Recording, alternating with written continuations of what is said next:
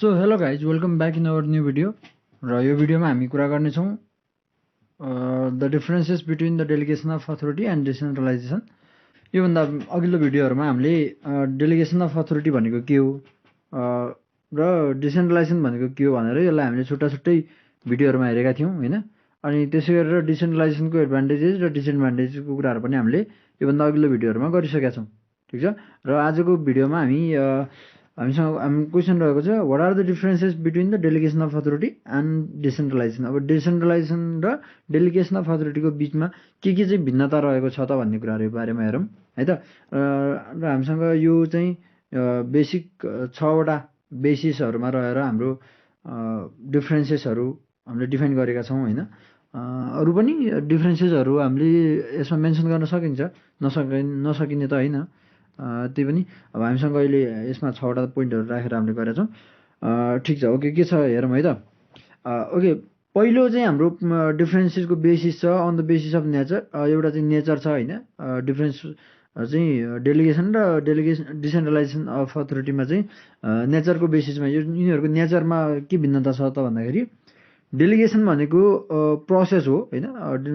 Delegation of authority is the process of transferring authority or decision making power to the subordinates भनेर हामीले भनेका थियौं हैन. यसको डेफिनेसनहरु हेर्दाखेरि पनि अब तपाईको यसै गरेर यदि डिसेन्ट्रलाइजेसनलाई हेर्ने हो भने डिसेन्ट्रलाइजेसन भनेको चाहिँ एज अ आउटपुटको रूपमा as a result of delegation of authority हो भनेर हामीले डिसेन्ट्रलाइजेसनको डिफाइन गरेका थियौं हैन. त्यो भएको हुनाले डिसेन्ट्रलाइजेसन भनेको चाहिँ रिजल्ट अथवा आउटपुट अफ प्रोसेस हो भनेर भन्छ भने डेलिगेसन भनेको एउटा प्रोसेस हो भनेर हामी भन्ने गर्दछौं. ठीक छ.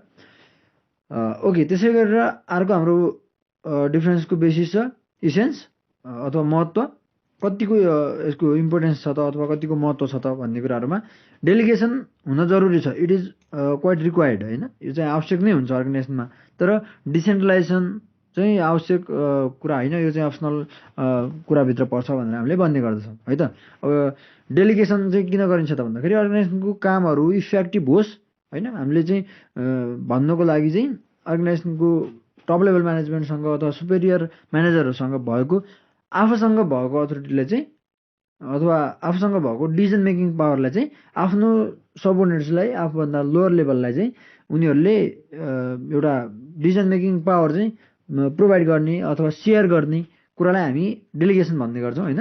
यो चाहिँ हुन जरुरी हुन्छ इम्प्लोइ मोटिभेसनको लागि पनि र प्लस एउटा बेटर परफर्मेन्सको लागि पनि हाम्रो डेलिगेसन गर्न जरुरी हुन्छ हैन. अथोरिटी डेलिगेट हुनै पर्छ भन्ने कुराहरु त्यो भएको हुनाले यसमा यो चाहिँ यसको महत्त्व भनेको चाहिँ डेलिगेसन चाहिँ हुनै पर्छ, यो चाहिँ रिक्वायर्ड नै हो. तर डिसेन्ट्रलाइजेसन चाहिँ गर्न पनि सकियो नगर्न पनि सकियो भन्ने कुरामा यो चाहिँ अप्सनल फ्याक्टर भित्र अथवा त्यति इम्पोर्टेन्स डेलिगेसनको जति इम्पोर्टेन्स चाहिँ डिसेन्ट्रलाइजेसनको रहँदैन भनेर हामीले हेर्न सक्छौं है त.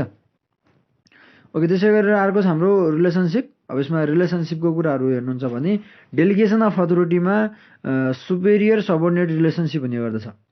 भन्नाले सुपेरियरसँग भएको अथोरिटीहरु चाहिँ सबअर्डिनेट्सलाई ह्यान्डल गर्ने अथवा सबअर्डिनेट्सलाई चाहिँ प्रोभाइड गर्ने, केही पोर्सनमा चाहिँ शेयर गर्ने, आफूसँग भएको अथोरिटीहरु मात्रै शेयर गर्ने हो हैन. अब आफूसँग हुँदै नभएको अथोरिटीले त डेलिगेट गर्न सक्दैन नि त हैन, म्यानेजरले पनि हो. त्यो भएको हुनाले यो चाहिँ सुपेरियर सबअर्डिनेट्स रिलेसन हुन्छ यसमा.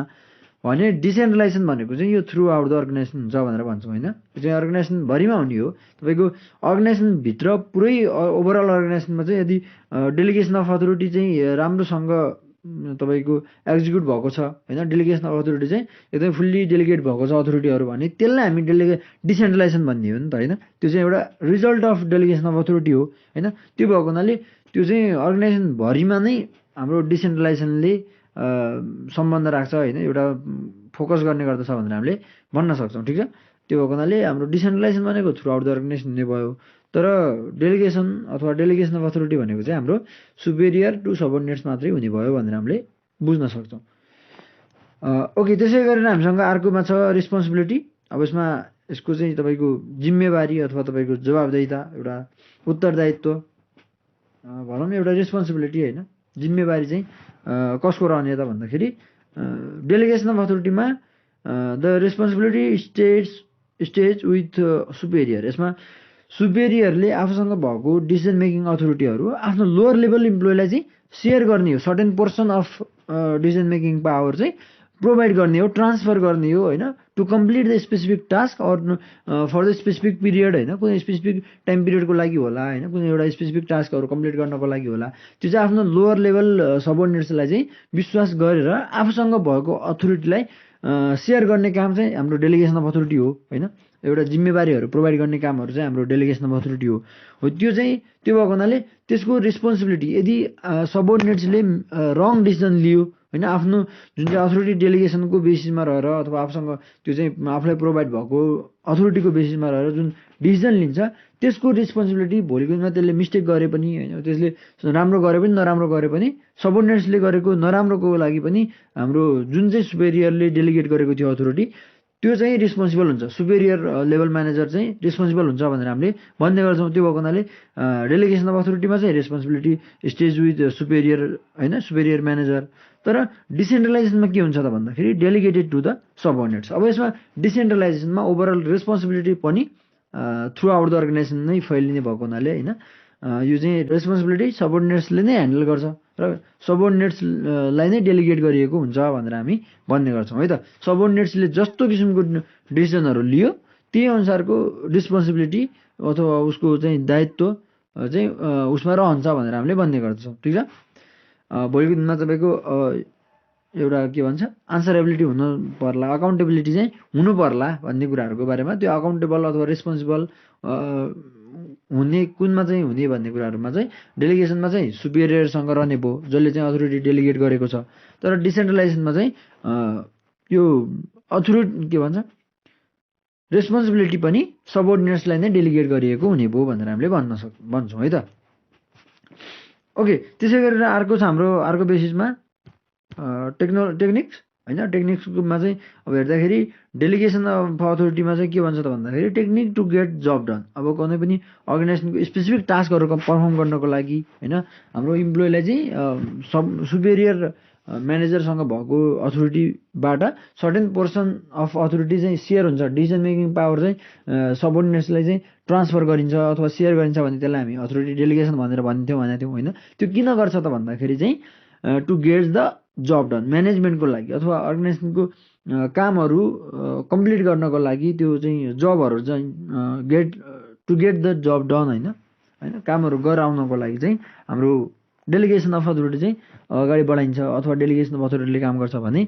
अब डिसेन्ट्रलाइजेसनमा चाहिँ के हुन्छ त भन्दाखेरि यसले कस्तो किसिमको टेक्निक्स चाहिँ फलो गर्छ त भन्दाखेरि management philosophy as well as technique, management टेक्नोलोजीलाई चाहिँ हाम्रो डिसेन्ट्रलाइजेसनले फलो गर्ने गर्दछ भनेर हामीले भन्छौँ है त। अब यसमा डेलिगेसन अफ अथोरिटीमा स्पेसिफिक जबहरूलाई चाहिँ फुलफिल गर्नको लागि कम्प्लिट गर्नको लागि हाम्रो डेलिगेसन अफ अथोरिटीहरू अथवा अथोरिटीहरू डेलिगेट हुने भयो।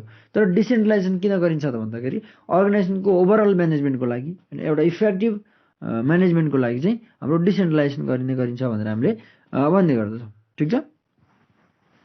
ओके, त्यसै गरेर अर्को छ हामीसँग कन्ट्रोल भनेर हामी होइन एउटा कन्ट्रोलको बेसिसमा रहेर डेलिगेसन अफ अथोरिटी र डिसेन्ट्रलाइजेसनमा के चाहिँ डिफ्रेन्सेस छ भनेर हेर्दाखेरि कन्ट्रोलमा के भन्छ त भन्दाखेरि एक्सर्साइज बाई द सुपेरियर। यसमा मैले अगाडि पनि भने तपाईँहरूलाई कि सुपेरियर म्यानेजरले आफूसँग भएको अथोरिटीको सर्टेन पोर्सन चाहिँ आफ्नो जुनियरलाई अथवा आफूभन्दा लोवर लेभल सबअर्डिनेट्सलाई चाहिँ उसले डेलिगेट गर्ने हो अथोरिटी होइन। आफूसँग हुँदैन भएको अथोरिटी चाहिँ डेलिगेटै गर्न पाउँदैन होइन। त्यो भएको हुनाले यसको यो चाहिँ मेनली एक्सर्साइज चाहिँ कसले गर्ने भयो त भन्दाखेरि सुपेरियरले एक्सर्साइज गर्ने भयो होइन। डेलिगेसन अफ अथोरिटीको कन्ट्रोल भनेको सुपेरियरको हातमा हुने भयो। तर इन द सेम टाइम हामीले यदि डिसेन्ट्रलाइजेसनमा हेर्छौँ भने यो चाहिँ हाम्रो युनिट म्यानेजरले कन्ट्रोल गर्ने गर्दछ भनेर हामीले भन्न सक्छौँ।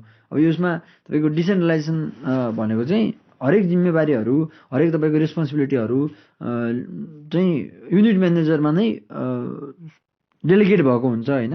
अनि त्यो चाहिँ त्यसको कन्ट्रोल ओभरअल कन्ट्रोल चाहिँ हाम्रो डिसिजन मेकिङको ओभरअल कन्ट्रोल भनेको चाहिँ हाम्रो युनिट म्यानेजरबाट नै एक्सर्साइज हुने भएको हुनाले यसको डिसेन्ट्रलाइजेसन भनेको चाहिँ हाम्रो exercise by the unit manager. तर डेलिगेसन अफ अथोरिटीमा चाहिँ सुपेरियरबाट चाहिँ कन्ट्रोल हुने भयो भनेर हामीले भन्छौँ। ठिक छ। अब त्यो सुपेरियरले भोलिको दिनमा त्यो डेलिगेट गरेको अथोरिटीलाई फिर्ता लिन चाहियो भने त्यो चाहिँ डेलिगेसनलाई फिर्ता लान सक्ने भयो क्या। ठिक छ। त्यो भएको हुनाले यसमा चाहिँ सुपेरियरको हातमा कन्ट्रोल भयो। तर डिसेन्ट्रलाइजेसनमा चाहिँ अथोरिटीहरू नै सबै तहमा चाहिँ छरिएको होइन, एउटा स्क्याटर गर्ने भएको हुनाले, एउटा चाहिँ डिसेन्ट्रलाइज गर्ने भएको हुनाले होइन, एकै ठाउँमा एकत्रित होइन कि सबैतिर चाहिँ बराबर तरिकाले समान तरिकाले उनीहरूको एउटा पोजिसनको आधारमा क्यापासिटीको आधारमा चाहिँ अथोरिटीहरू डेलिगेट हुने भएको हुनाले यो चाहिँ हाम्रो युनिट म्यानेजरहरूबाट चाहिँ एक्सर्साइज हुने गरिन्छ भनेर हामी भन्ने गर्दछौँ है त। ओके, ठिक छ। ओके, यसमा तपाईँको डिफ्रेन्सेस अफ डेलिगेसन र डिसेन्ट्रलाइजेसनको यो चाहिँ हाम्रो भिन्नताहरू चाहिँ यति नै छ होइन। र यो कुराहरूमा चाहिँ तपाईँहरूले एकचोटि राम्रोसँग हेर्नु होला है त। Okay, this much for today.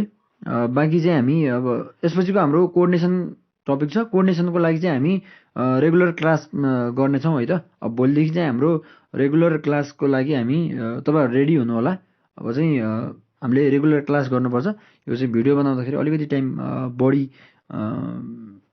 चाहिँ दिनुपर्ने अवस्था देखिरहेको छु मैले होइन, त्यो भएको हुनाले so okay, anyways we will see you in the class. Take care everyone.